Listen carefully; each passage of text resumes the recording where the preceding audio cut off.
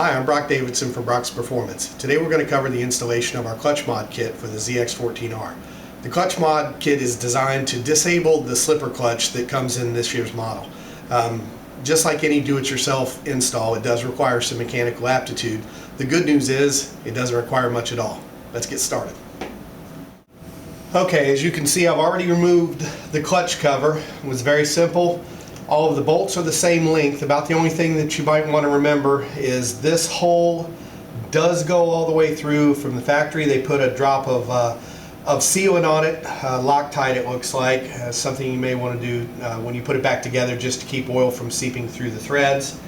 Now I'm going to go ahead and remove the rest of the spring bolts.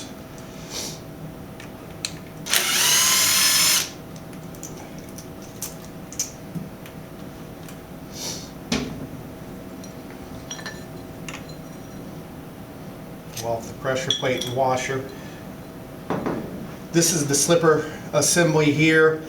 You can notice it has some play in it. Well, the problem with play is when you go to release your clutch on the launch, you have to take the play out. I don't know about you, but when I'm drag racing, I want as little play as possible. I want my clutch hand to be connected to my rear wheel. We've got a little trick we use here. Instead of the special tools that they show you in the manual, we just basically put as much pressure on the clutch pack as we can. I use a rag here to just sort of protect my thumb.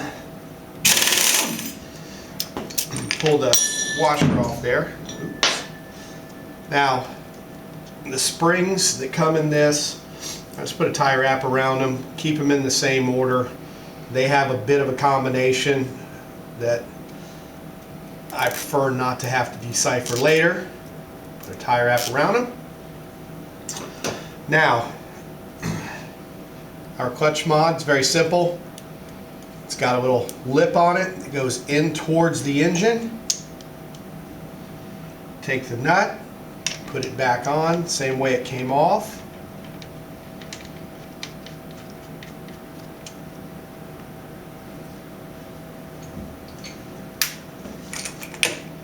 Same deal. Pressure back on the clutch pack. Now, no more slop.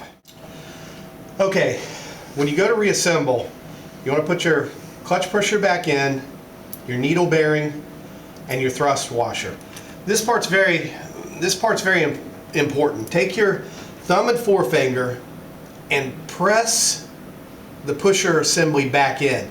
It's been creeping the entire time since I pulled the pressure plate off. Now on the 14R, you've got a notch here that has to line up with the clutch basket. So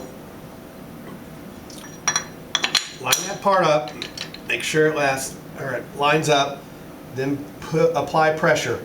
Now we're going to install our heavy-duty spring kit here with shim adjustable tops.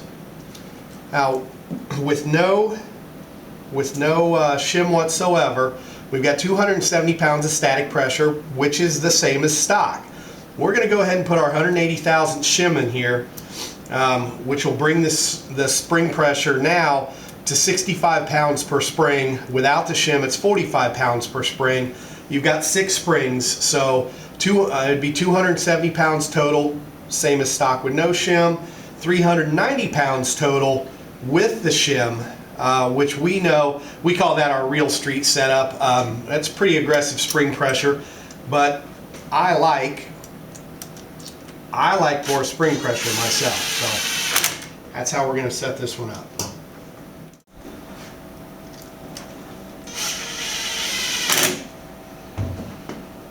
Alright, I'm not going to make you watch me put all the rest of these back together.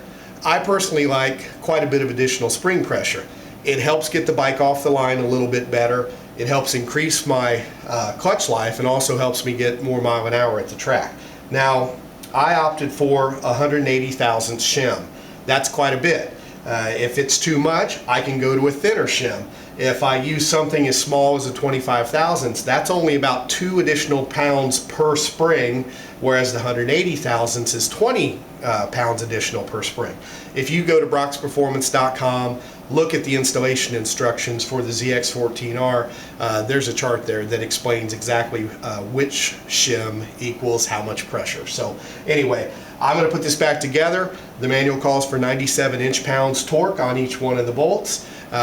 I'll put the cover back on, and that's it. It's very easy, straightforward. I'm going to go find out what combination works out best for me. You do the same. Until next time, I'm Brock Davidson for Brock's Performance.